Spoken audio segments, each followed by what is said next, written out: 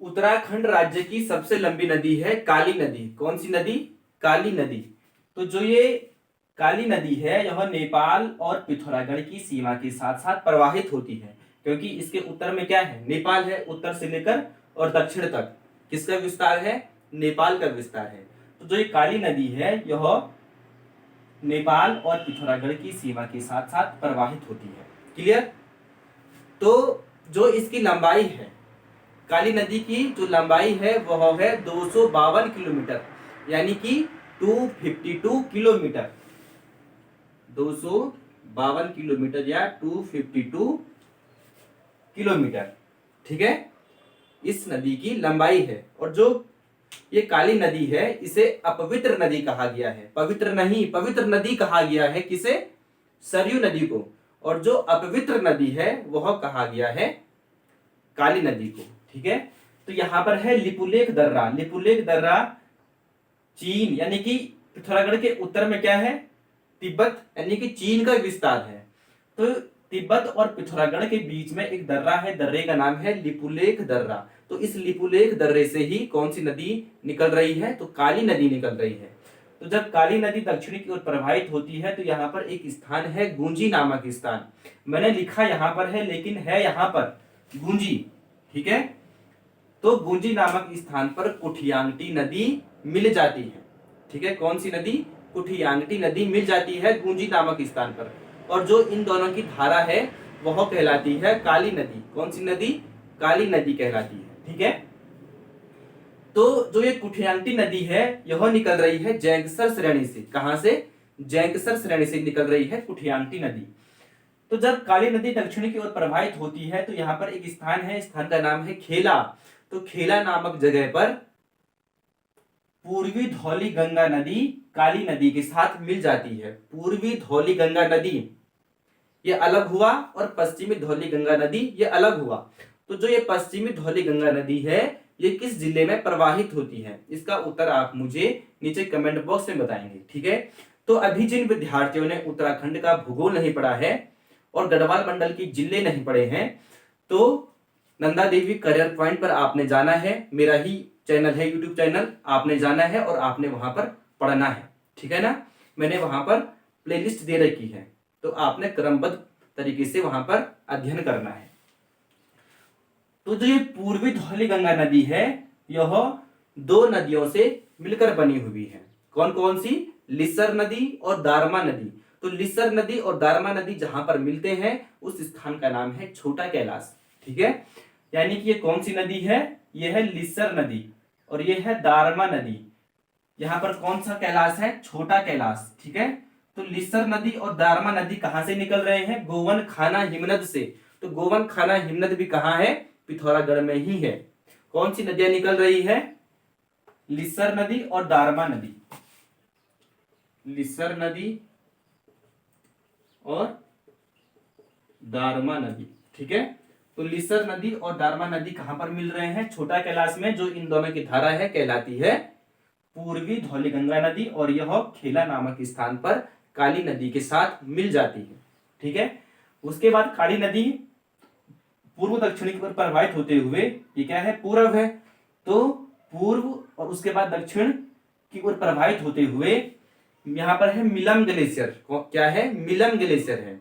तो मिलम ग्लेशियर से जो नदी निकलती है इसका नाम है गौरी गंगा नदी। कौन सी नदी? गौरी गंगा नदी। ठीक है, तो गौरी गंगा नदी कहां पर मिल रहे हैं? जौलजीबी में मिल रहे हैं। जौलजीबी में क्या लगता है? जौलजीबी में लगता है मेला। जो यहाँ का मेला है वह विख्यात है। ठीक है, पिथौरागढ़ में जो फेमस मेला है वह जौलजीबी मेला है। तो गौरी गंगा नदी और काली नदी कहां पर मिल रही है? जौलजीबी नामक स्थान पर मिल रही है। जो इन दोनों की धारा है कहलाती है काली नदी। ठीक है, यहां पर एक दर्रा है, इस दर्रे का नाम आप मुझे बताएंगे। ठीक है, कि ये दर्रा कौन सा दर्रा है? ठीक है, तो यहां पर है नामिक ग्लेशियर और यहां पर है पोंटिन ग्लेशियर। ठीक है, यहां पर क्या है? मुनस्यारी। क्या है? मुनस्यारी। तो मुनस्यारी में ही क्या है? नामिक ग्लेशियर और पोंटिन ग्लेशियर। यहां से कौन सी नदी निकल रही है? इसे कहते हैं राम गंगा नदी। कौन सी नदी?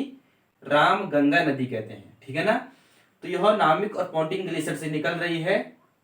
ठीक है, राम गंगा नदी और यह बागेश्वर और पिथौरागढ़ की सीमा बनाते हुए यह पिथौरागढ़ में प्रवेश कर जाती है और यह किसके साथ मिल जाती है, यहाँ पर है सरयू नदी। तो यह किसकी सहायक नदी है, यह है सरयू नदी की सहायक नदी। ठीक है, राम गंगा नदी किसकी सहायक नदी है, उत्तर होगा आपका सरयू नदी का।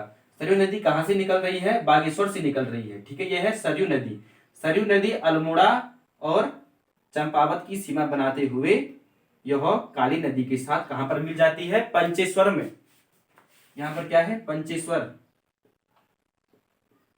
यहाँ पर पंचेश्वर नामक स्थान है। ठीक है, और उसके बाद काली नदी पिथौरागढ़ से बाहर निकल जाती है। ठीक है ना, जो ये नदी है कौन सी नदी है, सरयू नदी, जिसे कि पवित्र नदी कहा गया है। कुली बेगर प्रथा का अंत कहाँ हुआ था, बागेश्वर में सरयू नदी पर ही हुआ था। ठीक है ना, तो यहाँ पर एक तीर्थ है रामेश्वर तीर्थ।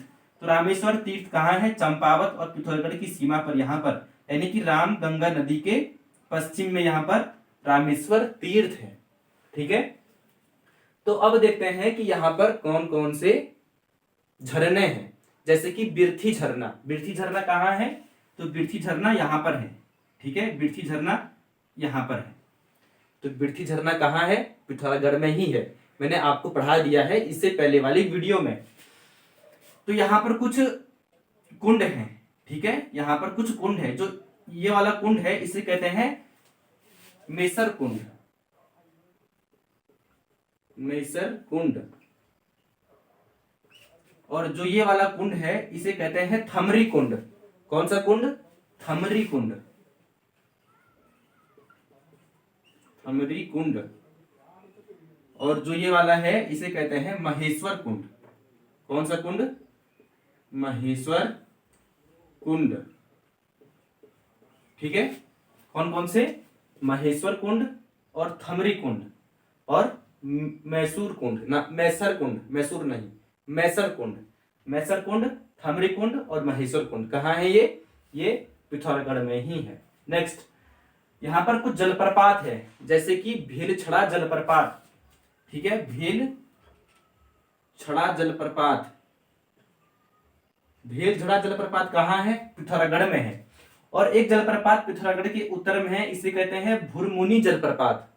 भुरमुनी जलप्रपात भी कहाँ है, पिथौरागढ़ में है। उसके बाद हरकोटा जलप्रपात, हरकोटा जलप्रपात भी कहाँ है, यह पिथौरागढ़ में है। कौन कौन से जलप्रपात, भीलछड़ा जलप्रपात, हरकोटा जलप्रपात और भुरमुनी जलप्रपात। तो ये था पिथौरागढ़ जिले का अध्ययन। ठीक है, तो बने रहिए, धन्यवाद।